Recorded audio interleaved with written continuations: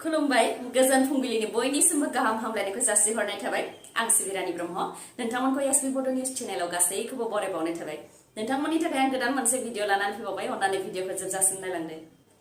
Matric आनजाद होगिरि फरायसाफोरनि थाखाय गोनांथार खौरां नोंथाङा जुदि मेट्रिक आनजाद होगोनबा बा नोंथांनि नखरनिया सोरबाफोर मेट्रिक आनजाद होगोनबा बे खौरांखौ मिथिनानै लानाया गाहाम मेट्रिक आनजादा सिगांनि मेट्रिक आनजाद बायदि जानाय नङा थाखो 8 आरो थाखो 9 आव जेरैबायदि आनजाद जायो थिक बेबायदिनो मेट्रिक आनजादाबो जागोन बे खोथाखौ मिथिहोदों आसामनि सोलोंथाइ बिफाननि मन्थ्रि डक्टर radab बिथाङा लोगोसे बिथाङा मिथिहोबावदों दि मेट्रिक आनजादाव उथ्रिसारनाय फरायसाफोरनो जि आनन्दराम बर'आ बान्था होनाय जायोमोन बे बान्थाखौ दानिफ्राय थाखो 5 आरो थाखो 8 नि फरायसाफोरनोबो होनाय जासिगोन नाथाय थाखो 12 उथ्रिसारनाय फरायसाफोरनो जि बानिकान्त बान्था होनाय जायो बे एखेयैनो थागोन बेनि अनगायैबो थाखो 9 नि गासैबो फरायसाफोरनो साइकेल होनाय जागोन बेयाव सोर फरायसाया बेसेबां नाम्बार मोनदों सोर फार्स्ट डिभिजन मोनदों सोर सेकेन्ड डिभिजन मोनदों आरो सोर थार्ड डिभिजन मोनदों बेजों जेबो खोथा गैया थाखो 8 उथ्रिसारनायनि उनाव थाखो 9 मोननाय लोगो लोगोनो गासैबो थाखो 9 नि फरायसाफोरनो साइकेल होनाय जागोन होननानै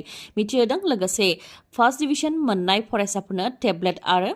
बिजाब बायनो थाखाय 1000 रां होनाय जागोन होननानैबो मिथिहोदों बेनि अनगायैबो जिल्ला डिसिनि गेजेरजों फरायनायखौ नोजोर लाखिनाय जागोन आरो गुवाहाटियाव गोजौ सोलोंथाइ फसंथानफोराव फरायसाफोरखौ लांनानै मिथिहोहैनाय जागोन होननानैबो फोरमायथिदों डक्टर radab बिथाङा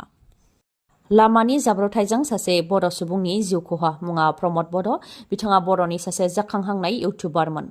प्रमद बड' मुंनि इउटुब चेनेल दंमोन बिथांनिया आरो बिथाङा गुबैयै टंलानि थागिबिमोन खौरांनि बायदिब्ला बिथाङा गावनि लोगोजों टंलानिफ्राय भैरबकुन्द फारसे थांदोंमोन बेनिफ्राय फैफिननाय समावनो लामा ससेयाव जाब्रबथाय जादों जायजों प्रमद बड' बिथाङा जिउ खोमानो गोनां जादों आरो बिथांनि लोगोआ गोब्राबै जोखोम जानो गोनां जादों आरो बिथाङा दा गोब्राब थासारियाव फाहामथाय लागासिनो दं होननानैबो मिथिनो मोननाय जादों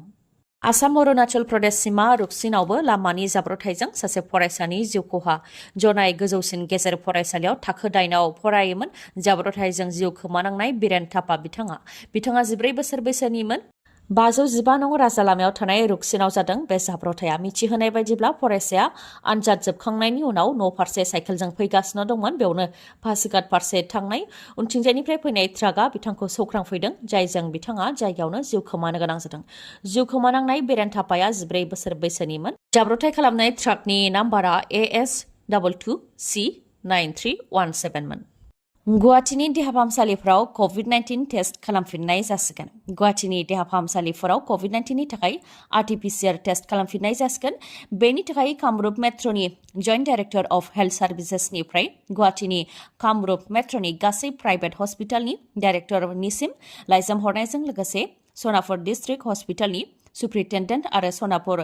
BPHC केपिटेल जन वेस्ट जन इस्ट जन आरो धीरेनपारा जननि SDM आरो इनचार्जफोरनिसिम लाइजाम हरदों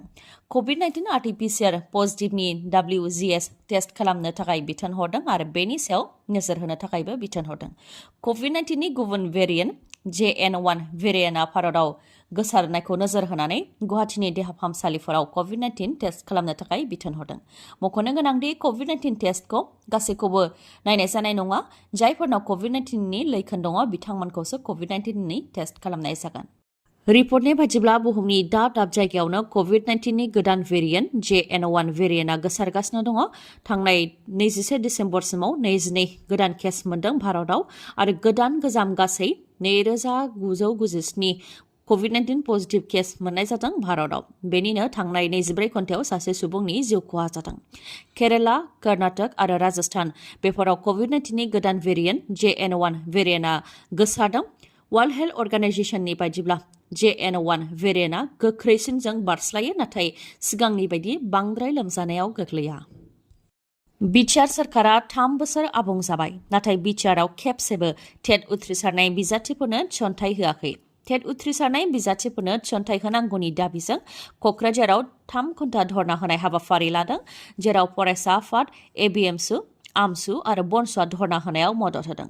अल बिटिआर टेट क्वालिफाइड एस'सिएशननि बानजायनायावनो धरना होनाय हाबाफारिखौ खुंनाय जादों। धरना होनायाव मदद होनो थाखाय गासैबो फरायसा आफादफोरखौनो लेंहरनाय जादोंमोन। नाथाय दुलाराय बर' फरायसा आफादनिफ्राय नुजाथि फैयाखै, जाय दुखुनांथाव होननानै मिथिहोदों बिथांमोनहा। जेरावनाखि बे जेंनाया टेट उथ्रिसारनायफोरनि थाखायल' नङा, बिटिआरनि गासैबो सोलोंथाइ बिथिंनिनो जेंना। मानोना फरायसाफोरनो गुन गोनां सोलोंथाइ होनाय आरो सोलोंथाइ बिथिंखौ मोजां खालामनाय बेफोर गासैबो रायजो राजा आरो फरायसा आफादनि जेंना होननानै बुंथियो बिथांमोनहा। लोगोसे बुंथिबावदि खौरां बिजोंनि गेजेरजों सोलोंथाइ बिफानखौ जोबोद मोजां मोनो आरो गुन गोनां सोलोंथाइ होनायनि सायाव प्रमद बर' बिथाङा गोबां खोथा बुङो। नाथाय खुगाजोंल' बुंबा जाया, खामानिखौबो मावनानै दिन्थि होननानै बुंथियो बिथांमोनहा। जेरावनाखि बिटिआरनि बबेबा फरायसालियाव सासेबो फोरोंगिरि गैया, बबेयावबा सासेल' फोरोंगिरि दं, बेखौ प्रमद बर'आ नायगार दोनदों नामा होननानैबो सोंथि खालामो। बेनि अनगायैबो आसाम सोरखारा एसआइउ गनायथि होआखै।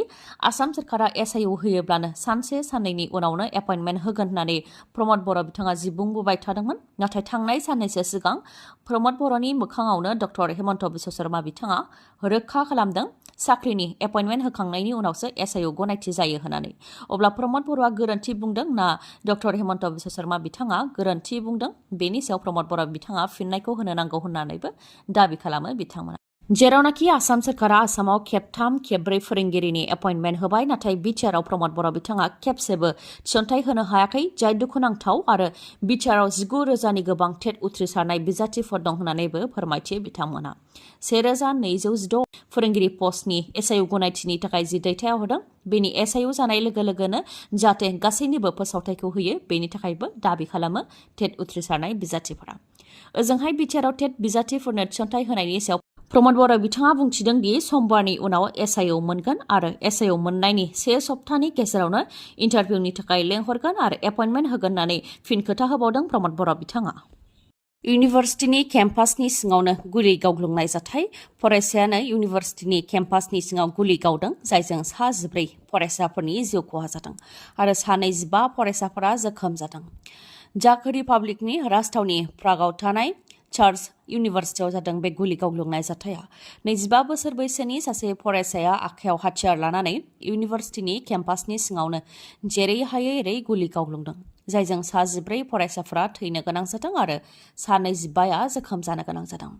जिउ गोमानाय 14 फरायसाफोरनि मादाव 3 फरायसाफोरा गुबुन हादरनिफ्राय फरायफैनाय फरायसाफोरमोन। थैनाय फरायसाफोरनि सुबुं अनजिमाया बांबावनो हागौ, मानोना जोखोम जानाय गोबां फरायसाफोरानो गोब्राबै जोखोम जादों होननानै मिथिहोदों। बेनि अनगायैबो फरायसाफोरखौ गावथारनाय दुथां फरायसानिबो गोथै देहाखौ थैजों बोहैग्लाबनाय हालोदाव मोननो हानाय जादों। नाथाय दुथां फरायसाया गावखौनो बुथारनानै लादों ना सोरनिबा गुलि गावनायजों थैनो गोनां जादों, बेखौ दासिमबो मिथिनो मोननाय जायाखै। फारसेथिं फरायसानिया पुलिस थानाफोरावबो जेबो क्रिमिनेल रेकर्ड गैयामोन होननानै पुलिसा मिथिहोदों। थार जाथायनि सायाव मिथिनो थाखाय संदाननाय जागासिनो दं होननानैबो पुलिसा मिथिहोदों।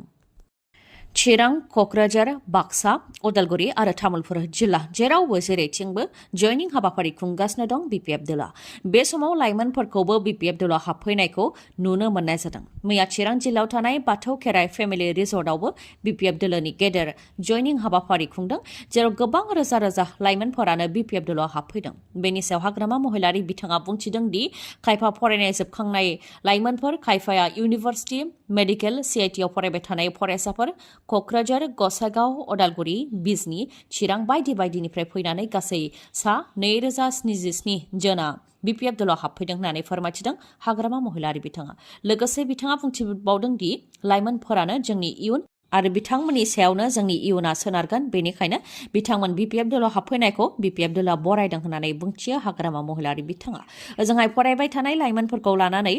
राजखान्थि दलाव जयनिं जाहोनायजों फरायसाफोरनि गेजेराव गाज्रि थासारि सोमजिहोगोन होननानै प्रमद बर' आरो इउपिपिएल दोलोनिफ्राय बुंथिनायनि सायाव हाग्रामा महिलारि बिथाङा बुंथिदों दि जोंनि इयुना लाइमोनफोरनि सायावनो सोनारो। बै समावसो आनजादनि समावनो प्रमद बर'आ न' बड'लेण्ड न' रेस्ट खालामदोंमोन होननानै बुंथियो हाग्रामा महिलारि बिथाङा। गोजोन्थों खौरां। बे गोजां बोथोरनि समाव नोंथाङा मटर साइकेल बा स्कुटि बायनो सानदोंबा नोंथांनि थाखाय गोजोन्थों खौरां। चिरां जिल्ला काजलगावनि एमएमएच अट' हन्डा श'रुमा नोंथांमोननि थाखाय बायदि बायदि अफार लानानै फैदों। गोथार बर'दिन सानजों लोब्बा लाखिनानै नोंथांमोननि थाखाय गेदेर अफार होदों एमएमएच अट' हन्डा श'रुमा।